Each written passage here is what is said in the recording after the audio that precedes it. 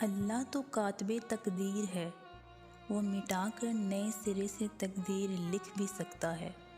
وہ جہاں سے چاہے کہانی کا رخ موڑ سکتا ہے، وہ جیسے چاہے انجام کو بدل سکتا ہے۔ جس چیز کے ذریعے اللہ تمہارا امتحان لیتا ہے، اختتام میں وہ اسی چیز کو بہتر بنا کر تمہارے لیے صلہ لکھ دیتا ہے۔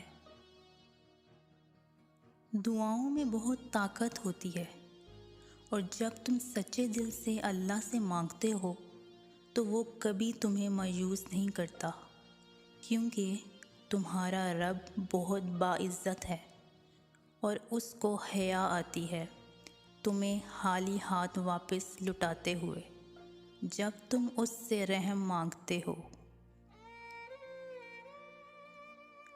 آج اگر زندگی مشکل ہے تو کل آسانی کا وعدہ بھی اللہ نے کیا ہے۔ اللہ سے مانگو، خوب مانگو، اللہ تمہیں امید سے بڑھ کر دے گا۔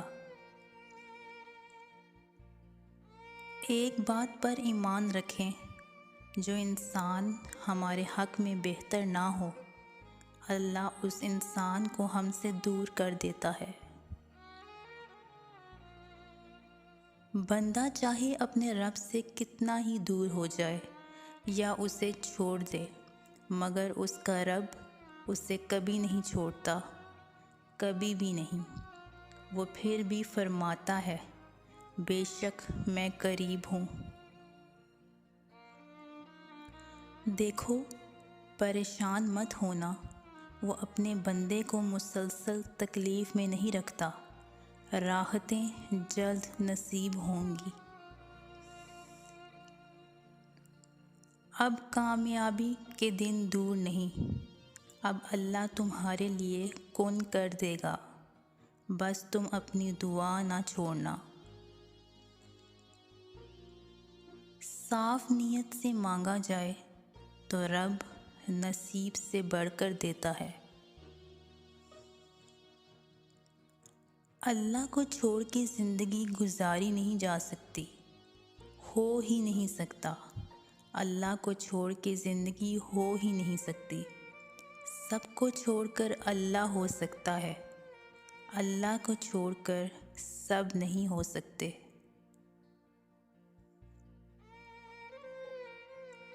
ہو سکتا ہے وہ کن فرمانے والا ہو، تم بس امید کا دامن مت چھوڑنا۔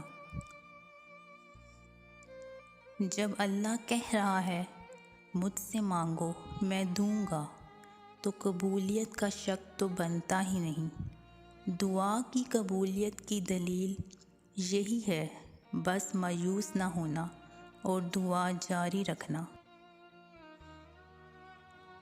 سنو، یہ مشکل وقت ختم ہو جائے گا، یہ پریشانی، یہ غم میں برے دن سب ختم ہو جائیں گے۔ یہ ٹوٹ پھوٹ کا احساس، یہ آنسو، یہ تکلیفیں، یہ صرف ایک وقت تک ہے، پھر سب کچھ دوبارہ ٹھیک ہو جائے گا۔ بس تم اللہ پر یقین رکھو۔ اللہ کی رضا کے سامنے دنیا کی نہیں چلتی۔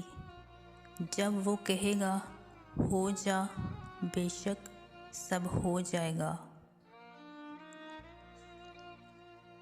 آزمائش اب اپنے آخری حد کو ہے تو سمجھ جاؤ، قبولیت کی پہلی گھڑی شروع ہے۔